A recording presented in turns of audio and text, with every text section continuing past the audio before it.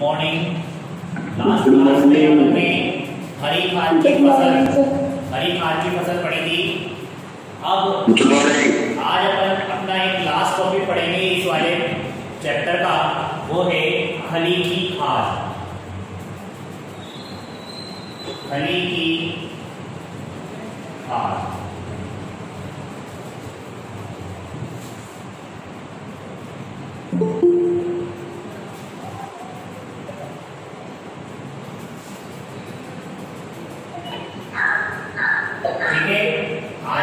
जो अपना टॉपिक रहेगा वो रहेगा इसका खली की खाद। अब खली क्या होती है, ध्यान समझना। खल सभी जानते हो, गांव में जानवरों के लिए प्रयोग की जाती है खल। तो खल क्या होती है?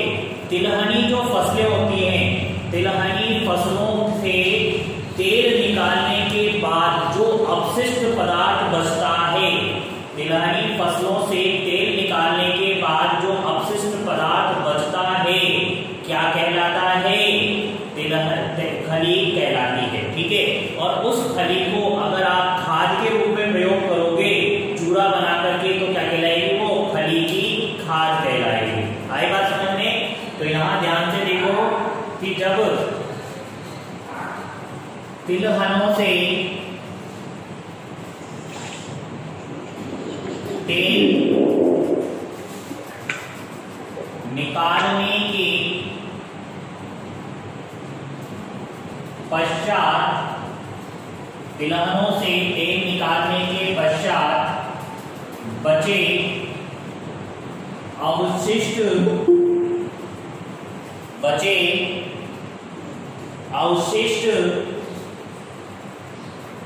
पदार्थ को खली कहा जाता है। अवशिष्ट पदार्थ को खली कहा जाता है तथा जब इस खली को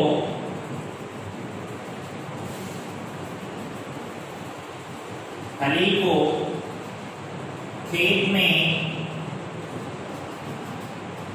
खाद के रूप में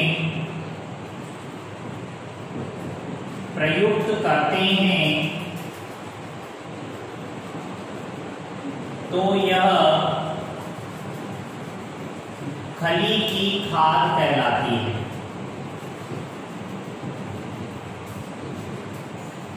ठीक है। तो कहने का मतलब जब तिलहनी फसलों से आप तेल निकालोगे तो उसके बाद जो बचा हुआ अपशिष्ट पदार्थ है, जो भाग है, वो क्या कहलाएगा? खली की खाद कहलाएगा, अगर आप उसको खेत में प्रयोग में लेते हो। ठीक है। अब इसके बाद इसमें पोषक तत्व कौन कौन से उपस्थित होते हैं? पोषक तत्व इसके अंदर गोबर की खाद व कंपोस्ट, गोबर की खाद व कंपोस्ट की तुलना में,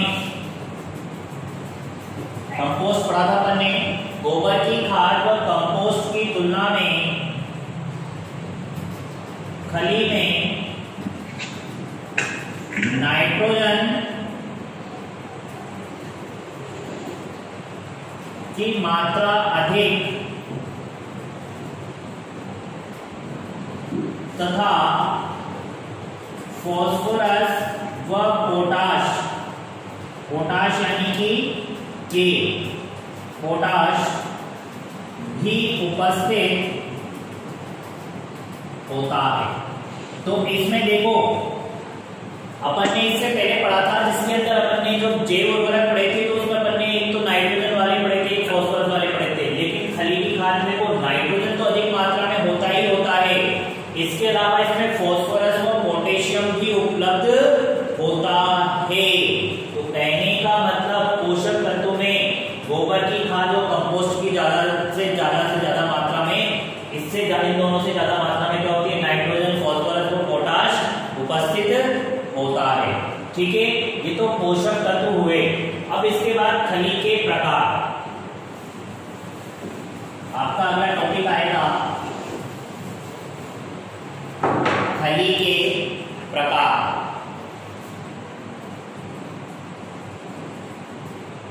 खली के प्रकार, ठीक है। तो खली दो प्रकार की होती है। कितने प्रकार की? दो प्रकार। पहला है खाद्य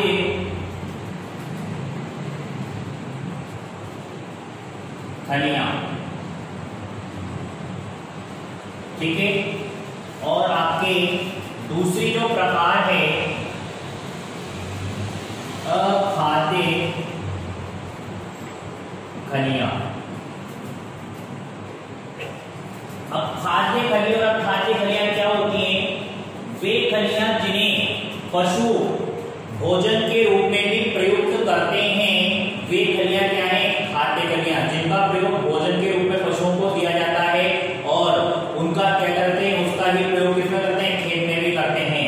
तो वे खलियां जिनका प्रयोग पशुओं के भोजन के रूप में किया जाता है, ठीक है। तो वे तो खाद्य खलियां कहलाएंगी। लेकिन अखाद्य खलियां वे खलियां जिनका प्रयोग पशुओं के भोजन के रूप में नहीं करते, क्या कहलाती हैं? वो अखाद्य खलियां कहलाती हैं, ठीक है। अब खाद्य खलियों के उदाहरण पढ़ेंगे अपन। खाद्य खलियां कौन कौन सी? जैसे बिनोना, सब जानते हो जानवरों को बिनोना की खली खिलाई जाती है। मूंगफली, तिल, नारियल, ठीक है। इन खलियों का प्रयोग पशुओं के भोजन के रूप में तथा खेत में खाद के रूप में भी किया जाता है। और अखाद्य खलियां कौन कौन सी हैं जिनका प्रयोग सिर्फ खेत में किया जाता है? महुआ, महुआ, नीम, करंज, अरंडी, इन सभी इनका प्रयोग केवल खेत में खाद्य रूप में किया जाता है। इनका प्रयोग खेत में खाद्य रूप में तथा पशुओं के भोजन के रूप में भी किया जाता है, ठीक है। अब इसके बाद में है कि कुछ महत्वपूर्ण जो खलियां हैं उनमें नाइट्रोजन, फास्फोरस व पोटाश की मात्रा कितनी कितनी होती है ये अपन पढ़ेंगे। अब तो विभिन्न खलियों में NPK की मात्रा, अपना टॉपिक होगा विभिन्न खलियों में NPK की मात्रा, ठीक है। इसमें अपन पहली प्रकार की जो खली पढ़ेंगे वह खाद्य खलियां पढ़ेंगे। कौन सी? खाद्य खलियां। अब यहां पर खली का नाम लिखेंगे, यहां पर नाइट्रोजन की मात्रा, फास्फोरस और पोटेशियम की मात्रा लिखेंगे, ठीक है। तो सबसे पहले अपन लिखेंगे नारियल की खली। क्या लिखेंगे? नारियल की खली। इसमें नाइट्रोजन होती है 3.02 और फास्फोरस होती है 1.90 और पोटाश होता है पोटेशियम 1.77। सेकेंड है अपनी छिले बिनोला की खली, ठीक है। तो नाइट्रोजन है 6.41, पोटाश है 2.89 और फास्फोरस है 2.89 और इसमें पोटाश है 2.17, इसके बाद मूंगफली की खली, मूंगफली की खली में 7.29, 1.53 और 1.33। अगला है आपके अलसी की खली, अलसी की खली में 5.56। अरे किसका स्पीकर ऑन हो रहा है, बंद करो। 5.56, 1.44 और 1.28। पांचवी है जामुन की खली, जामुन की खली में 4.96, 1.65 और 1.90। और अगला है आपका लास्ट इसमें खाद्य खलियों में राम तिल की खली 4.73, 1.83 और 1.31। तो ये आपकी हुई खाद्य खलियां जिनके अंदर नाइट्रोजन, फॉस्फोरस और पोटेशियम की मात्रा ये होती है। इसके बाद आपके दूसरे प्रकार की खलियां आएंगी अखाद्य खलियां। कौन सी आएंगी आपके? अखाद्य खलियां।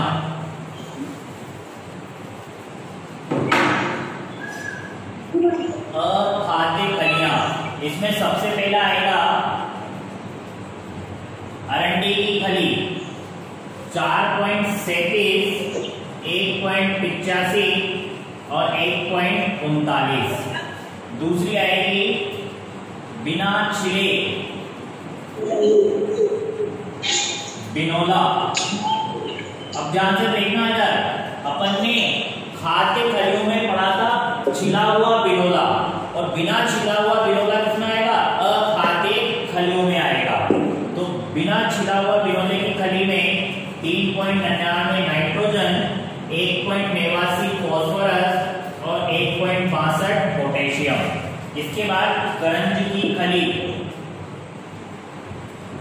इसके अंदर 3.97 नाइट्रोजन, 0.94 फॉस्फोरस, 1.27 पोटेशियम। महुआ की खली 2.51, 0.80 और 1.85। इसके बाद अगली है नीम की खली 5.22, 1.80 और 1.48। अगला है कुसुम की खली,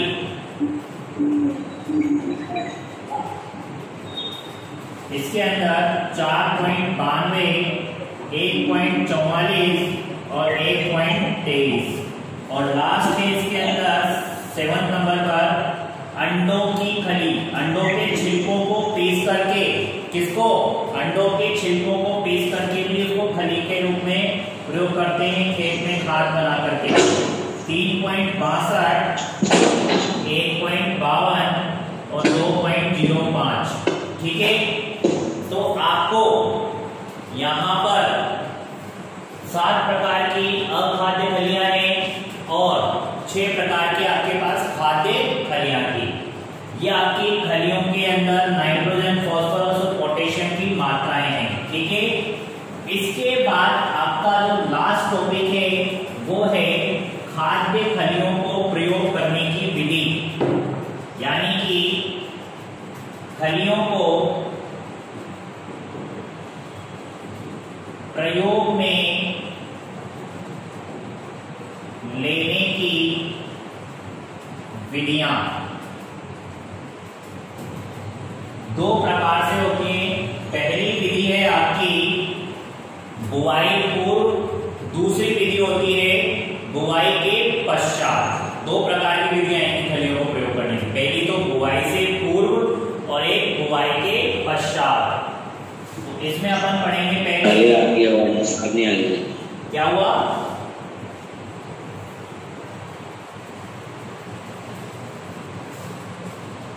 अरे आवाज नहीं आ रही क्या?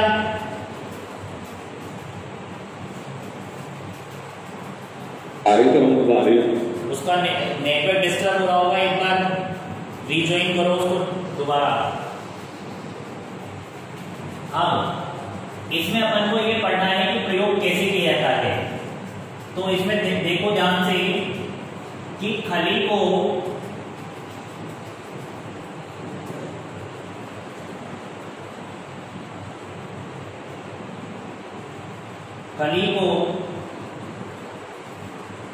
बुवाई पूर्व या पश्चात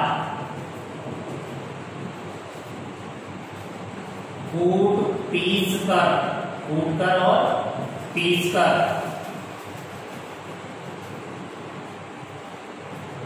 चूर्ण बनाकर खेत में एक समान रूप से बिखेर कर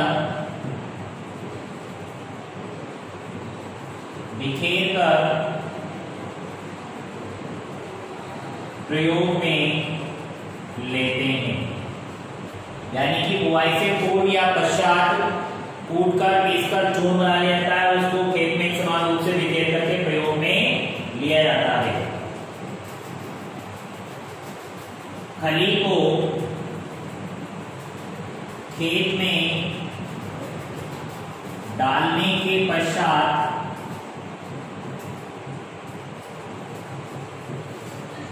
पर्याप्त मात्रा में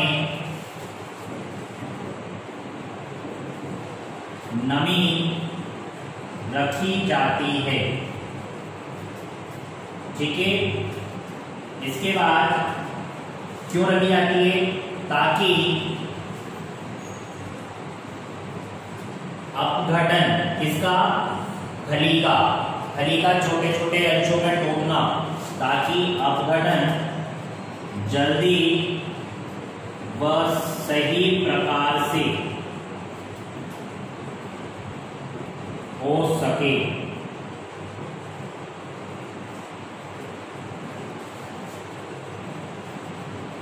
अब खली को खेत में डालने के पश्चात पर्याप्त मात्रा में नमी रखी जाती है ताकि अपघटन जल्दी व पर्याप्त सही मात्रा में हो सके। खली को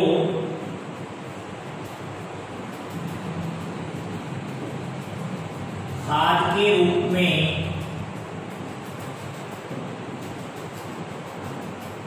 उन क्षेत्रों में प्रयुक्त किया जाता है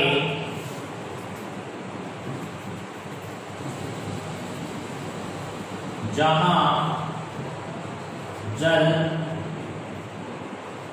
पर्याप्त मात्रा में हो। पर्याप्त मात्रा में होने के कारण क्या होगा? वहां पर नमी बनी रहेगी और जिससे क्या होगा? अपघटन जल्दी व सही प्रकार से होगा। अगला, खली में तेल की मात्रा कम होनी चाहिए। क्या होनी चाहिए? कम। क्योंकि तेल की मात्रा जितनी अधिक होती है उसका अपघटन उतना ही धीमी गति से होता है। तो यानी कि ऐसा होना चाहिए खली को जो कम तेल युक्त हो, तो ताकि उसका अपघटन क्या हो? जल्दी से हो, धीमी गति से होता है। ठीक है, अगला है इसमें जो खलियों का प्रयोग बुआई पूर्व और पश्चात किया जाता है वो कैसे किया जाता है। अब यहाँ पर प्रयोग की दोनों विधियों को अलग अलग पढ़ेंगे। तो प्रयोग में लेने से पहले आपको कुछ यहाँ पर भाग हैं जिनका आपको क्या करना पड़ता है, इसमें ध्यान रखना पड़ता है। इन चीजों को आपको क्या करना पड़ता है? सावधानी के रूप में भी मान सकते हो आप इन्हें। किस रूप में?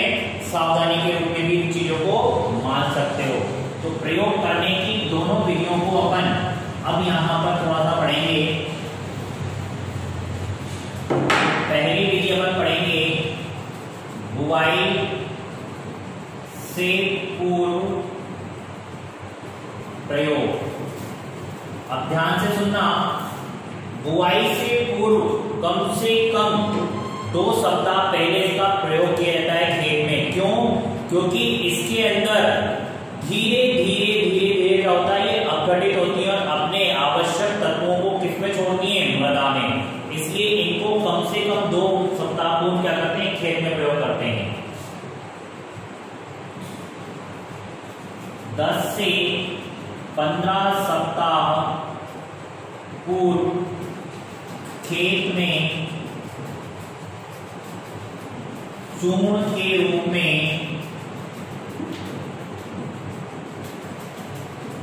प्रयुक्त करते हैं। ठीक है, परंतु इसमें एक अपवाद है। महुआ, कौन सा? महुआ। महुआ की फली को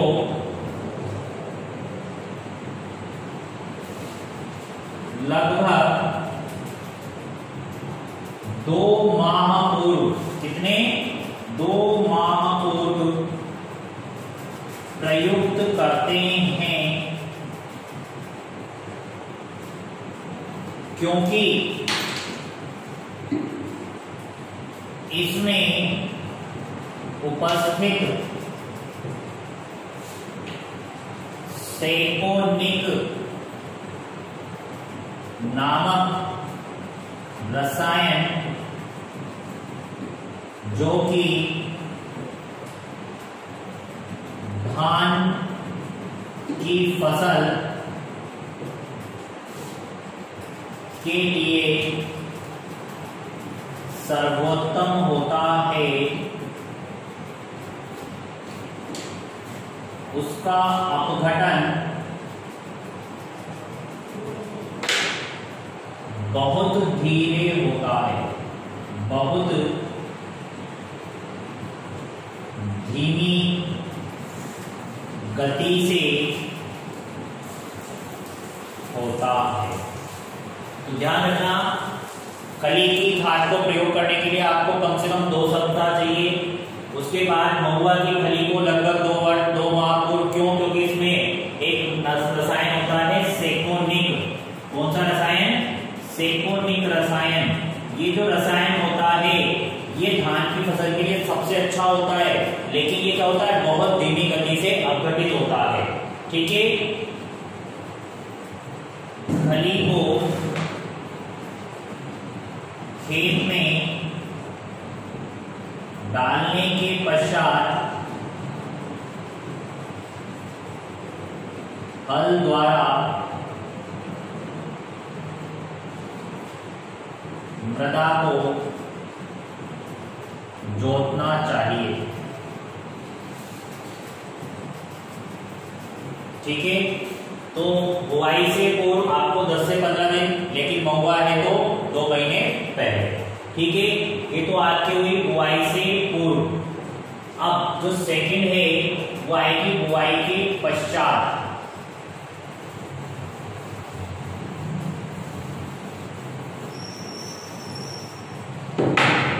बुआई के पश्चात, ठीक है, प्रयोग तो कब करते हैं? बीज के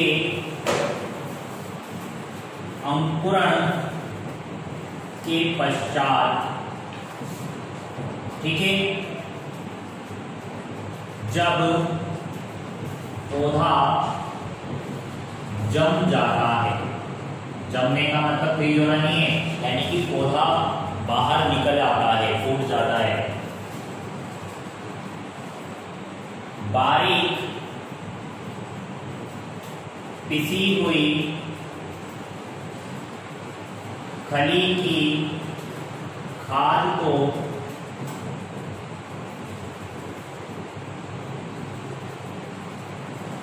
पौधे के पास डालते हैं। ठीक है, तो बारीक पिसी हुई खली की खाद को पौधे के पास में डाल देते हैं। कंद मूल वाली फसलों में मिट्टी चढ़ाते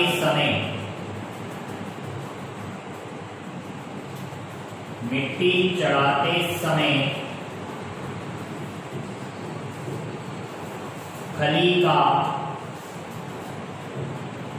खली के चूर्ण का प्रयोग